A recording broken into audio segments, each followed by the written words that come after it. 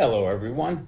Welcome to our weekly podcast. And we've got a special guest and a new friend of mine named Scott Campanella, who's got a really, I won't say a really interesting new product, a really interesting product that's been around a while that he's modified and made better. He works with a great team. He also works with his father. So without further adu, Mr. Larkin, Mr. Silman, and I would love to hear you tell us what you do, what your product does, how you do it, how long you've been around. And you are on, Scott. Oh, my gosh. Okay. Everything all the time, all at once. We've been around. The company was started in 89. I started in 95 in the warehouse. And it's the electronic corrosion protection systems. People typically think of the black box that gets wired in under the hood with the blinking lights. And what happened in 95, a number of things. The first patent was issued, and we kind of came up with this idea for the plug-in device because the same year, fall of 95, is when the 96 model year cars came out.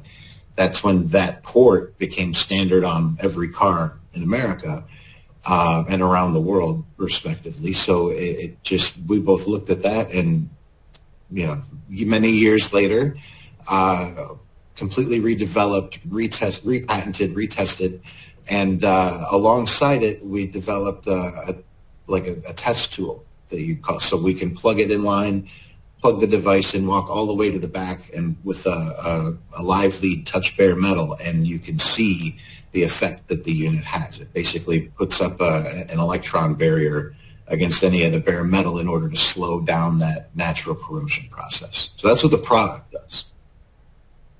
Wicked. We should elaborate a little bit more. You said about the protection part. But if I got a question first. In 1996, that's when the OBD, you guys got approval to be able to plug in. Everybody had the approval from. Who's regulating? Who is regulating that end of the business? Who did you have to get approval with that?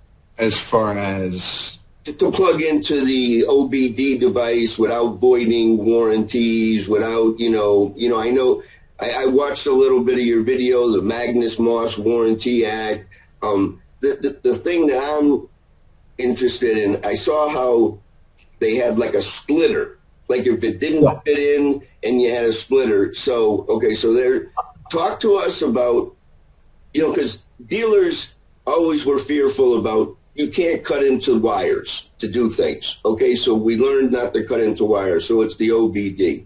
So it doesn't void any of the warranties. It doesn't do anything to the manufacturer. It's all of that is perfectly up and up, and it's a benefit. Yeah, it's a 12-volt ancillary automotive aftermarket installed physical tangible product that meets all those requirements. And in fact, I will make sure I do elaborate a little bit more on that specifically, because there is some literature out there, I believe. But I'll follow up on that for you for sure. But yes, that's not even a question. It does not void the manufacturer's warranty at all.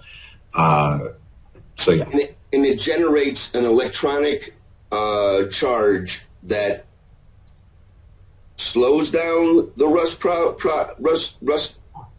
Right. That's how we say it, because I understand there was before us even maybe there was one that said stops rust forever, and nothing stops rust forever.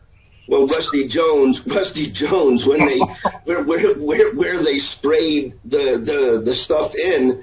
Yeah. would always rust out by the caps where they, put it in. I see you smiling, Feldman. You got that little tune in your head.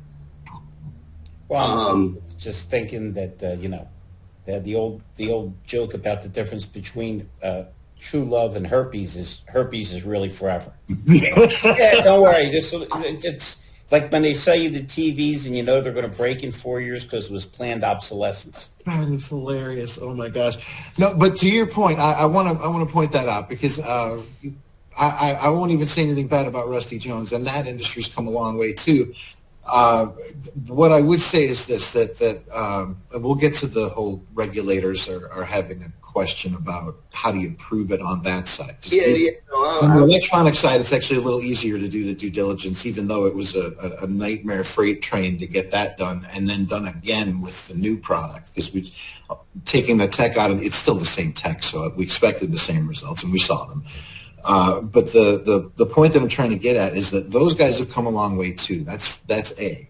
And B, there's been a 30-year battle back and forth between the chemical companies and businesses. Our company, not necessarily us exactly, maybe a little here and there over the years, but also the other companies that made similar but not the same copies of the original product. There's been this back and forth about which one's better, and you're totally missing the point.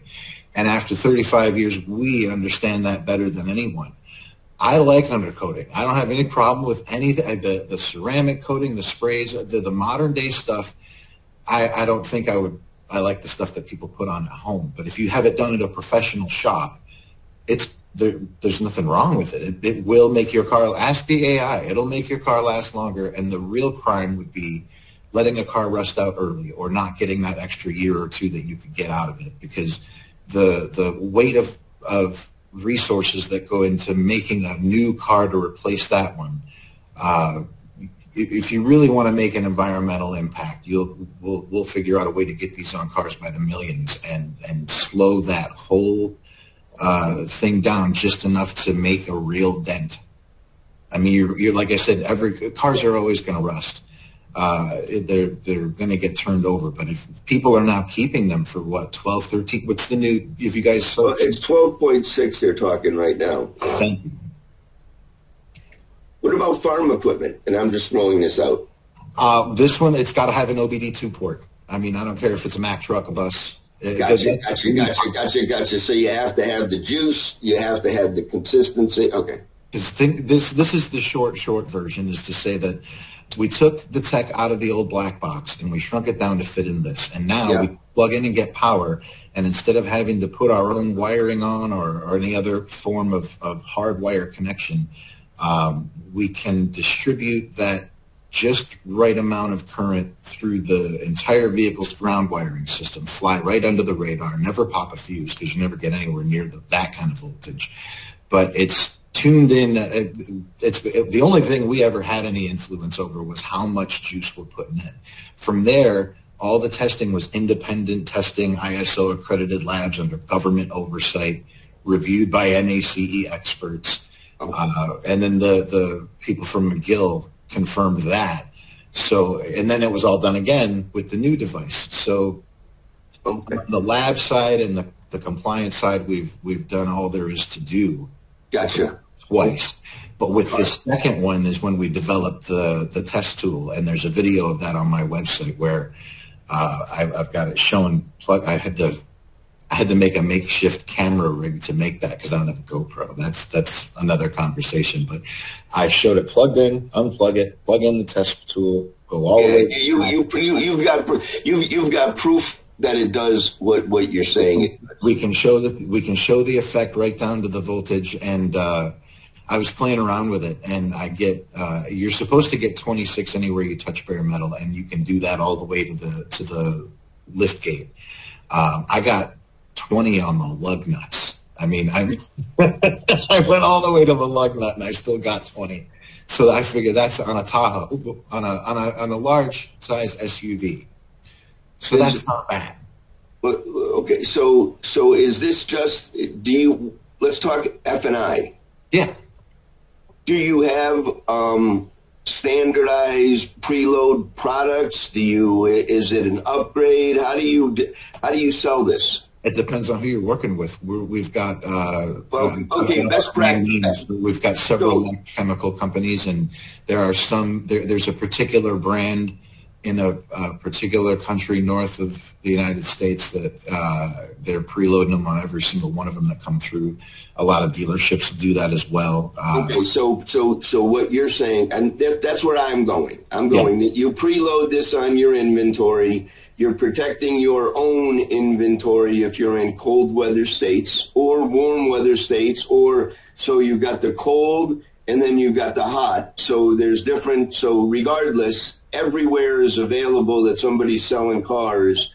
you can preload your device in their inventory. Right. I mean, if you're living in the Arizona desert, the unit's not going to have to work as hard. But if you're in the Rust Belt or in the coastal areas where there's salt in the air, anything like that, this will go a long way. So anything along the East Coast, anything anything along the East Coast. All right. Can you tell us what kind of, are they just giving it away? Is there an upgrade? It's just a one-time charge? Well, as far as what they're doing now, there's some of it that I'm just not at liberty to say, because then there are different. I mean, use your imagination. There's enough people out there doing this that there's probably a few different versions of this program. Okay, but you just don't have the insurance back. You're the manufacturer. You're the designer. This is a price. People are using it and bundling it with F&I products and services as another added benefit. So if you're in Buffalo, New York, or if your inventory and it's always cold and nasty, then this is a perfect solution for the preload on their vehicles. But you see, because what I bring is I bring the product or the chemistry or whatever, but in addition, I bring the F&I products. And, the chemistry and everything becomes an expense, and we build the policies around the product offerings. So you're not at that point right now. You're not affiliated with any administration companies yet. You're just, we're not in the warranty business. Okay. So you're just solely you guys just worry about your device and that your device does what it says and what you're saying is going to do, and it's a perfect solution for dealers to preload their inventory because it's a simple plug into the OBD, and now, ta-da, they've got a process. Well, I want to be careful on that because, again, part of the point of all this is that I'm not going to tell these dealers how to run their business. Oh, no, I'm just best practices. And to your point with this CARS Act, I personally don't think the government should be able to step in and tell these guys how to run their business. And that's my concern is what I'm looking at. Speaking of AI, we had a little conversation before about some of these AI tools. Okay. I've been working with one in particular, playing out a scenario to say, if the CARS rule had passed today, what would it take for dealers to be compliant? Okay. And I got some very specific answers back. I can't claim to have read the entire thing. Okay. I am not an attorney and can't give legal. Can I answer that question? Can I answer that question? Yeah. It's a simple addendum. The federal, state, cars, as long as you disclose what's on that car and the cost of it, or if it's complimentary, and you put it next to the Monroney window label, you're perfectly legal to do whatever you want to do to the car. And so that's whether you want to put chemistry on the car, whether you want to undercoat the car, whether you can do those things. You just have to have a Monroney, and you have to explain to the consumers, and you have to give some of the consumers opt-out options. And if they don't want it, you may have to be pulling out OBD, in the preloads, and they just don't get the product. So from a F&I product standpoint, that's how we've been preloading F&I products for a long time. Dealers in the past used to just put things on and mark it up and not tell people, and those are the horror stories that you see. And the FTC can't tell the dealer what they can do either to their inventory. If they want to add products, you've got Honda dealers across the country that have wheel locks on every one of their vehicles that as long as it's on a window label, they can do that. So no, it's no different than your product. It's no different than chemistry. It's no different than anything else. So help me out with this one, because one of the things that I understood where some focus is the compliance side of it, being upfront, what's being sold and for how much and all that. What it is, what it does, how much it costs, and do I have to take it? I went back and forth with the AI about this too, and I'm looking for all three of you guys to help me with my understanding on this. Yeah. They appear to be, the CARS rule appears to use the language toward applied products. Okay. And in my world, applied means chemistry. Because we've had this argument back and forth for 30 years that I'm trying to chemical versus electronic. No, but see, you have window etch.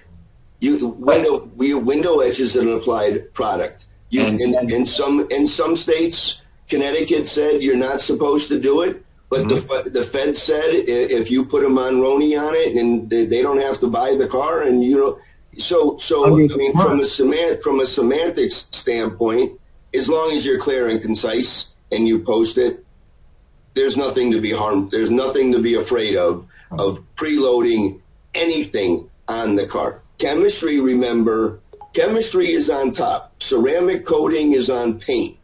You're talking rust. Rust is on metal. Undercoating is just another barrier. So you have all your different spots. You're talking about the body of the car and the framework. Okay, ceramic is different, paint's different, and everything else. So I get where now your product falls into place. And where your product falls into place is plugging your device into the OBD and putting in your electronic barrier against that. It's got nothing to do. Hey, Gar, yeah. It also adds in, because it's kind of a warranty wraparound in a weird way, because if your car is rusted out, you may not be able to keep it legally or keep it on the road because you can't inspect it, at which point keeping it viable and running allows you the opportunity to sell an extended service contract and get it in for more service anyway. I'm thinking right now in Connecticut with the Hyundais, Connecticut still puts that green shit on the road, and Hyundai had a major problem with their gas lines. It rusted all their gas lines because the gas lines went along the frame where it's constantly rusting out. And so you're absolutely right, Larry. I mean, it may come to a point where Scott's product could be mandatory because we want metal is more valuable than rusted metal. So Scott, did you catch that? We can debate the CARS Act, but we're going to make Scott Campanella mandatory. Exactly. You got to put the electronic on. Yeah. But so Scott, no, I'm getting a little bit more clarity, and unfortunately my brain goes towards how do we turn it into an F&I process. So here's my thought on that, because and again I want to make it clear that I would much rather partner with all of these companies that make these chemicals and stand shoulder to shoulder and not make it a competitive. Sure. You want to be a remora. You want to be a remora fish. You want to swim with the great whites, and you want to have, nobody else in the arena has your little OBD device, and your OBD device, along with chemistry, protects the car. You've got coverage. You've got the coverage on the chemistry from the acid rain and the elements. And then you have protection on the undercarriage and the framing from the chemistry on the road, salt, debris, blah, blah. So inside out and outside in are two separate products. And so you satisfy the inside out and everybody else satisfies the outside in. Makes sense. Hey, Scott, if somebody's interested, and I can't imagine why they wouldn't be, how do they reach you? How do they seek you out? What's the easiest way to contact you or get more information? You certainly have a dynamite little video that explains things very clearly, but tell us a bit more how they can reach you and how they can find you. You can find everything at scottjcamp.com, SCOTTJCAMP.com. We'll take you right to my website. All the videos, links to socials, everything is right there. For anybody that's curious, it was Campanella, but he didn't protect the last few valves, and it rusted out. It was very sad. Vanna White had a big chance to talk about more letters and valves, but what can you do? lesson for everyone. We'll tell that story another day. Scott, thank you so much for joining us today, man. I really get an education from this morning and this afternoon. Well, and thank you, Gary, for chiming in, because really solidified my kind of mental massage where this fit in, and now I got a solid vision on what you do. So anything that I can do to help you along, I'm sure Gary and Larry are the same way. We're always interested in helping our guests go to that next level. Yeah, I'd be grateful. Scott, I will talk. You and I will chat offline to learn more, because I want to know costs and things like that, because I do have opportunity in some of our northern states. In Vermont, New Hampshire, and Maine, still think that rust proofing is a value, and they put salt and sand on their roads, and Ford is the #1 truck. Toyota, Tundra, and that's all that they drive, and even any 10-year-old truck up there is still mechanically sound. So if now they're not rotting out, they can go 10, 20 years, because those are solid vehicles, and they've been manufactured for a long time, and they depend on their trucks, because there's usually a ball and they're hooking something. It's their boat, their jet ski, or their tractor, or I see opportunity with that. I had a local group looking for a solution, and so I can see where now I was hoping that you had the F&I product along with it, but it's easy enough for me to bring my partners in and go over your program and collaborate together. So I will. I can, on the warranty side, that's where you want to partner with your existing network, and on the dealer side with your existing network. No. I want to get one of my administration companies to build a preload and an upgrade along with it, or however they want to do it. So, and we'll be in. I'll follow up with you next week. Yeah, next week. Today's Friday, so probably next Wednesday or Thursday, you'll hear from me. We'll set up a time where we can chat a little bit more offline. And Scott, I look forward to it. We have lethal sales every Wednesday at 7 p.m. on LinkedIn. You'll see everybody's smiling face from this program, and you can share your personality and what you do and your product, and you're always welcome. I'll look forward to it. Thank you guys so much for the opportunity today. Pleasure. Thanks for being with us. Have a good weekend, everybody. We'll talk to everybody next week. All right.